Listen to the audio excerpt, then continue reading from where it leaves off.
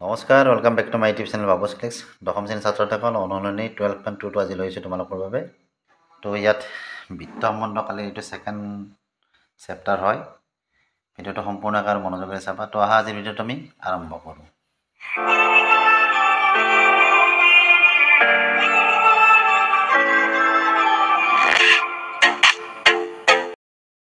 তো অনুশীলনীটো আৰম্ভ কৰাৰ আগতে কেইটামান দৰকাৰী কথা জানি লোৱা। এইটো বৃত্ত,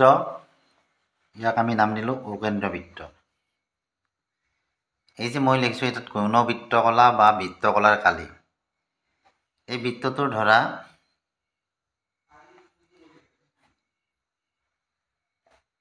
অ' এ বি আৰু এইটো পি, মানে অ' এ পি বি এটা বৃত্তকলা। এইখিনিক বৃত্তকলা বা গৌণ বৃত্তকলা বুলি কয়। এই যে গৌণ বৃত্তকলা, তাৰপিছত মুখ্য বৃত্তকলা। মুখ্য বৃত্তকলা কোনটো? এই গোটেই যিখিনি আমাৰ বৃত্তটো আছিলে, এই গোটেই বৃত্তটোক আমাৰ কি বুলি কয়? মুখ্য বৃত্তকলা। আৰু ইয়াৰ অংশ, এইখিনি অংশৰ কাৰণে এইখিনি কি হয়? গৌণ বৃত্তকলা বা বৃত্তকলা বুলি কয়। কাক কয়? O' A P B. A P B এটা চাপ হয়। এইটো এ পি বি চাপে কি গঠন কৰিছে? আমাক অ' এ পি বি বৃত্তকলাটো। এতিয়া আমি যদি গৌণ বৃত্তকলা এইটোৰ যদি আমি কালি ল'ব যাওঁ, তেতিয়াহ'লে আমি কি সূত্ৰ ব্যৱহাৰ কৰিম? থিটা 360। থিটা কোনটো হ'ব? এই কোণটোক আমাৰ থিটা বুলি ক'ব। ইয়াত কিবা এটা তোমাক কোণ দিওঁ, 60 ডিগ্ৰী হওক, 120 ডিগ্ৰী হওক, 90 ডিগ্ৰী হওক, কিবা এটা কোণ দিয়া থাকিব। গতিকে সেই মানটো থিটা বুলি ধৰিছোঁ আমি। গতিকে থিটা বাই 360 ডিগ্ৰী ইনটু পাই আৰ স্কুৱেৰ, এই সূত্ৰৰ দ্বাৰা আমি এই বৃত্তকলাখিনি কালি ল'ব পাৰিম। আৰু যদি আমাক মুখ্য বৃত্তকলা কালি ল'বা, তেতিয়াহ'লে কি আছে? 360 ডিগ্ৰী মাইনাছ থিটা বাই 360 ডিগ্ৰী ইনটু পাই আৰ স্কুৱেৰ, বা পাই আৰ স্কুৱেৰ। পাই আৰ স্কুৱেৰ কি? বৃত্তৰ কালি আমি কিহেৰে ওলাইছিলোঁ? পাই আৰ স্কুৱেৰেৰে ওলাইছিলোঁ। সম্পূৰ্ণ বৃত্তটোৰ কালিৰ পৰা যদি আমি এইখিনি বাদ দিওঁ, তেতিয়াহ'লে আমাৰ কি হ'ব? এইখিনি বাদ দিলে আমাৰ কি হ'ব? এই বৃত্তৰ এইখিনি কালি ৰখিব, হয়নে? গতিকে আমাৰ সম্পূৰ্ণ মুখ্য বৃত্তকলাখিনি কালি যদি আমি ল'ব লগা হয়, তেতিয়াহ'লে আমাৰ মূল কালিটোৰ পৰা এই অংশখিনি আমি বাদ দিলে এইখিনি কালি, অৰ্থাৎ মুখ্য বৃত্তকলা যিখিনি, এইখিনি মুখ্য বৃত্তকলা বুলি কয়, এইখিনি আমাৰ ওলাব। আৰু সেইটো এই দুটা সূত্ৰত, পাই আৰ স্কুৱেৰ বা থিটা বাই 360 ডিগ্ৰী পাই আৰ স্কুৱেৰ, এই দুটা সূত্ৰৰ দ্বাৰাই, এইটো সূত্ৰৰ দ্বাৰা আমি মুখ্য বৃত্তকলা কালি নিৰ্ণয় কৰিব পাৰিম। আৰু চাপৰ দৈৰ্ঘ্য, এই যিটো চাপ আছে এ পি বি চাপ, চাপৰ দৈৰ্ঘ্য আমি যেতিয়া উলিয়াব যাওঁ, তেতিয়া সূত্ৰ কি হ'ব? থিটা বাই 360 ডিগ্ৰী ইনটু টুৱাইছ পাই আৰ। আৰু এটা আছে ইয়াত বৃত্তখণ্ড বুলি ক'ব ইয়াক। আমি এ বি ধৰা এডাল জিয়া, গতিকে এইখিনি কি বুলি ক'ব? বৃত্তখণ্ড। তো এই বৃত্তখণ্ডৰ কালিটো আমি কেনেকৈ উলিয়াম? আমি যদি 4 নম্বৰত বৃত্তখণ্ডৰ কালি বুলি লিখোঁ, বৃত্তখণ্ডৰ কালি, তো বৃত্তখণ্ডৰ কালি কি হ'ব আমাৰ? O' A P B, O' A P বিৰ কালি মাইনাছ এ অ' বি ত্ৰিভুজৰ কালি। এ অ' বি ত্ৰিভুজৰ কালি। বুজি পাইছানে? আমাৰ এই বৃত্তখণ্ডৰ কালিখিনি আমি কেনেকৈ ওলাম? অ' এ পি বি যিটো বৃত্তকলা আছিল, সেই বৃত্তকলাৰ কালিৰ পৰা যদি আমি এ অ' বি ত্ৰিভুজৰ কালিটো এইখিনি বাদ দিওঁ, তেতিয়াহ'লে এই গোটেইখিনি মিলি আমাৰ অ' এ পি বি বৃত্তকলাটোৰ কালি আছিলে, এইখিনি গোটেইখিনি মিলি। তাৰে পৰা যদি এইখিনি বাদ দিয়া, এই ভিতৰৰ এই ত্ৰিভুজৰ এইখিনি, তেতিয়া আমাৰ এইখিনি ৰৈ যাব। আৰু এইখিনিৰ কালি হ'লে সূত্ৰটো হ'ল এইটো। এতিয়া অ' এ পি বিৰ কালিটো আমাৰ সূত্ৰ কি আছিলে? থিটা বাই 360 ডিগ্ৰী ইনটু পাই আৰ স্কুৱেৰ, হয়নে? মাইনাছ কি? ত্ৰিভুজ এ অ' বিৰ কালি। বৃত্তখণ্ডৰ কালি আমি এই সূত্ৰৰ দ্বাৰা ল'ব পাৰিম। আৰু এইখিনি গোটেইখিনিৰ দ্বাৰা এতিয়া আমি অনুশীলনত দিয়া অংকখিনি কৰিব পাৰিম। তো প্ৰথম অংকটো দিয়া আছে আমাক কি? 6 চেণ্টিমিটাৰ ব্যাসাৰ্ধযুক্ত এটা বৃত্তৰ এটা বৃত্তকলাৰ কালি নিৰ্ণয় কৰা যদি বৃত্তকলাটোৰ কোণ 60 ডিগ্ৰী হয়। কোণ মানে কি? থিটাটো আমাৰ 60 ডিগ্ৰী বুলি কৈছে। আৰু ইয়াত আমাক পাই কি ধৰিব দিছে? 7/22 ধৰিব দিছে। তো আমাক কি দিয়া আছে যে ব্যাসাৰ্ধ r = 6 সেন্টিমিটাৰ বুলি দিয়া আছে কেন্দ্ৰীয় কোণ θ = 60 ডিগ্ৰী তাৰ মানে এটো ধৰা বৃত্ত এটো ও কেন্দ্ৰীয় বৃত্ত OAB আৰু এটা কি আমাৰ APB চাপ APB চাপৰ ওপৰত কি OAPB বৃত্তকলা এই বৃত্তকলা এইখিনিৰ আমাৰ কালি নিৰ্ণয় কৰি পৰিছে আৰু ইয়াত এই থিতা যেটো আমাৰ এটো 60 ডিগ্ৰী বুলি দিছে কেন্দ্ৰীয় কোণটো বুজি পাইছানে এটো কোণ 60 ডিগ্ৰী এইখিনি কালি হলো সূত্ৰটো আমাৰ কি আছিল OAPB ৰ কালি হলো বা বৃত্তকলা কালি হলো সূত্ৰটো কি আছিল এটা লিখিম এটাকে বৃত্তকলাৰ কালি কি আছিল আমাৰ থিতা বাই 360 ডিগ্ৰী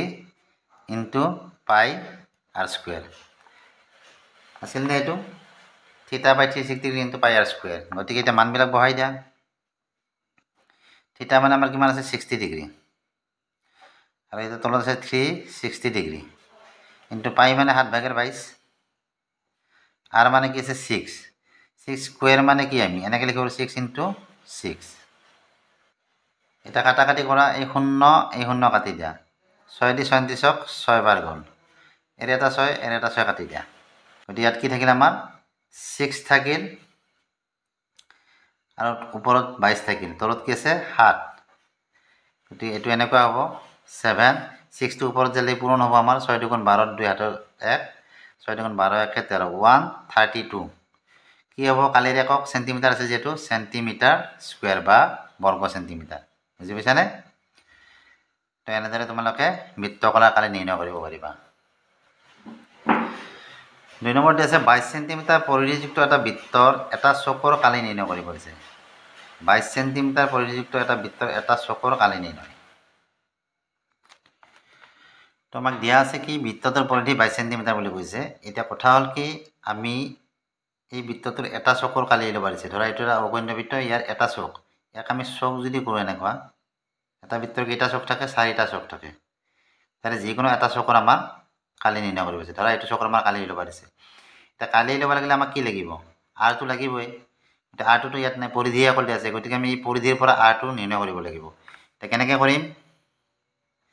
বৃত্তটোৰ পৰিধি 22 সেন্টিমিটাৰ পৰিধিৰ সূত্ৰটো আমাৰ কি আছিল টুৱাইস পাই r সমান কি 22 হয়নে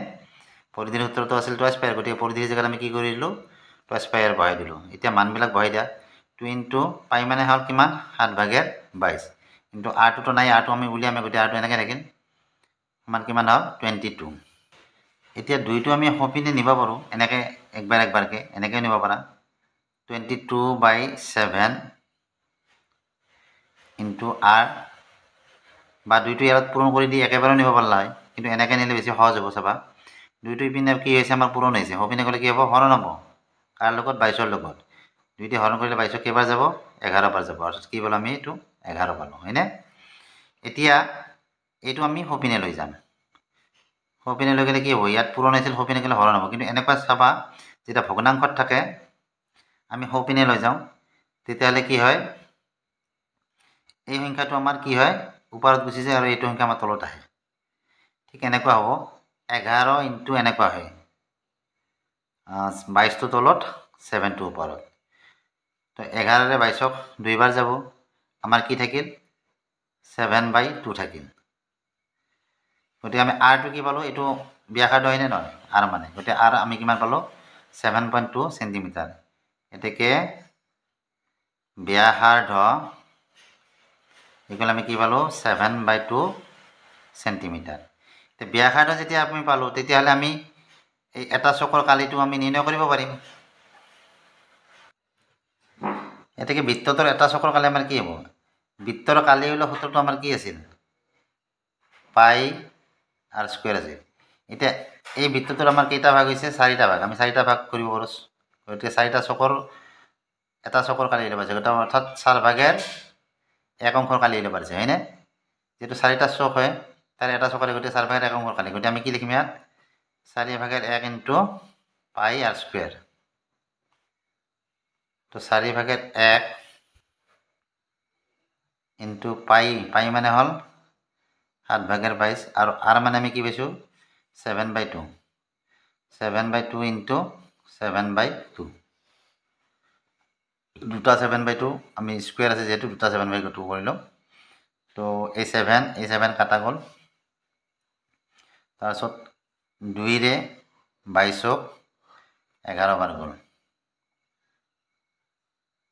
আৰটো যোৱা সংখ্যা নাই গতিকে তলত আমাৰ কি থাকিল 7 2 8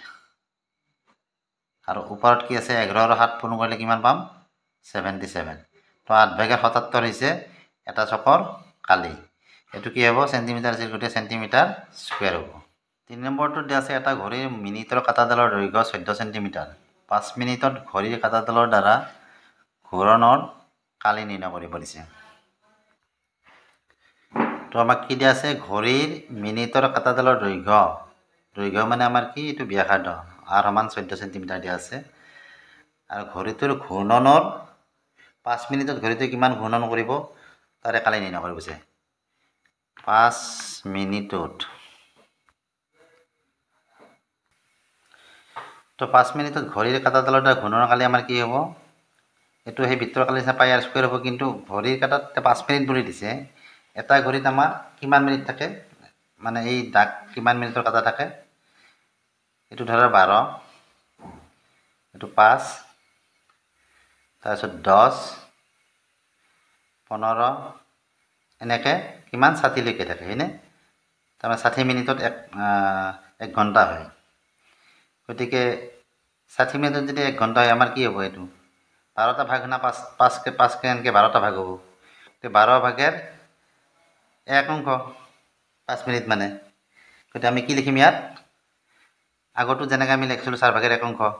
এটা চকৰ কালি গতিকে ইয়াতেও কি কৰিম আমি 12/1 অংশ ইনটু কি হ'ব পাই r স্কুৱেৰ বুজি পাইছানে তে 12/1 ইনটু পাই 7/22 ইনটু r মানে আমাৰ কিমান আছিলে 14 ইনটু 14 7ৰে 14 2 বাৰ গ'ল 2ৰে 12 6 বাৰ গ'ল আকৌ 2ৰে 6 3 বাৰ 2ৰে 14 7 বাৰ গ'ল তো তলত কি থাকিল 3 থাকিল ওপৰত কি আছে আমাৰ এই 7টো আমাৰ ওপৰতে যাব 7 2 14 22 পূৰণ হৈ আছে 7 2 14 4 হাতত 1 আছে 7 2 14 1 15 154 এটো কি হ'ব একক সেন্টিমিটাৰ স্কুৱেৰ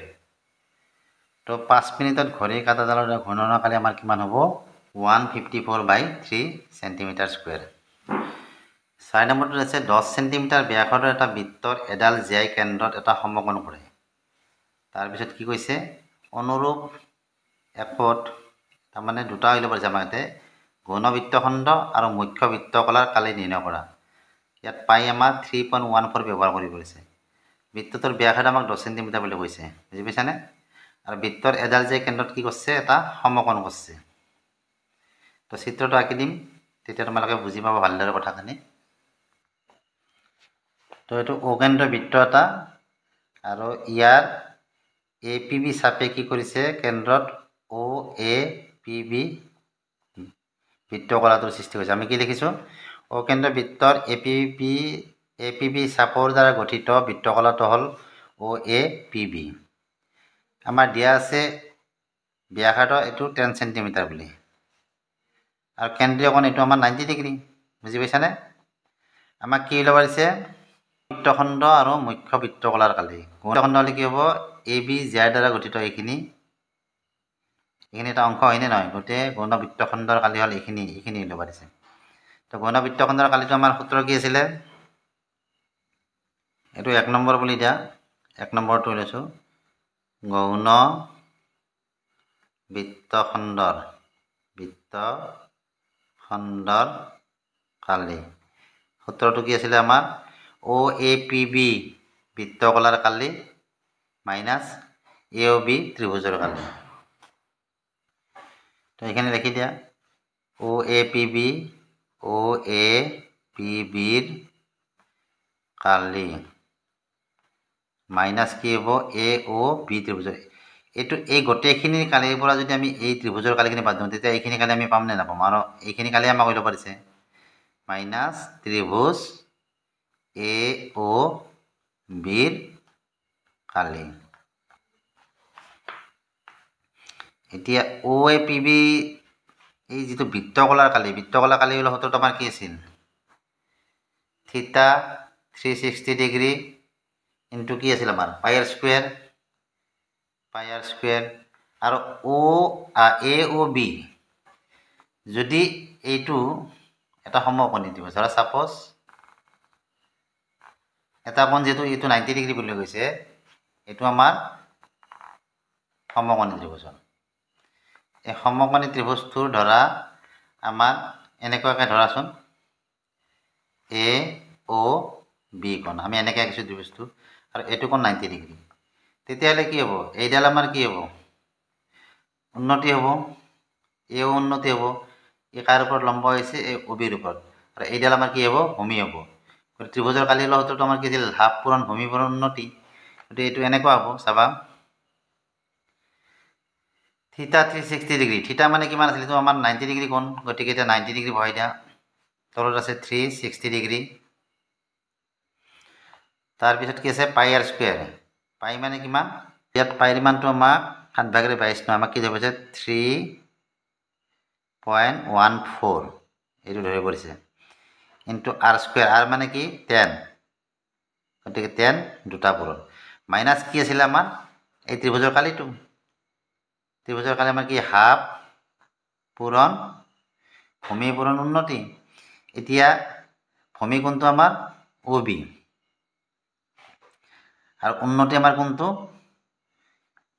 OA